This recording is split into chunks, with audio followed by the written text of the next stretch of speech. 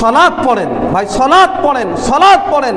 রাসূল সাল্লাল্লাহু আলাইহি সাল্লামের মৃত্যু অন্তিম কালে কোনো কথা বলেননি। কি বলেছেন? আসসালাত আসসালাত আসসালাত আসসালাত ওয়া মা মালাকাত আইমানুকুম ইয়া উম্মতি আসসালাত। আহারে, রাসূলের শেষ ভাষ্যটাও আমরা আজকে প্রতিষ্ঠিত করতে পারলাম না। কার জন্যই পরিশ্রম করছেন? কোথায় সময় দিচ্ছেন? কোন অজুহাত খাটাবেন? আপনি কি বলবেন আল্লাহর কাছে দুই চোখ বন্ধ হয়ে গেলে? এই পরিশ্রম, এই টাকা পয়সা, অর্থ সম্পদ কার জন্য? আপনি নিজের জন্য যদি কিছু না করতে পারেন, দুনিয়ার এই বাড়িঘর কার জন্য করে গেলেন? জান্নাতে নিজের জন্য বাড়ি বানাতে পারলেন না? পার্থিব জীবনে এখানে কিছু কামাই করতে পারলেন না, এখানে কিছু রোজগার করতে পারলেন না, পরকালীন জীবনের জন্য অগ্রিম কিছু পাঠাতে পারলাম না।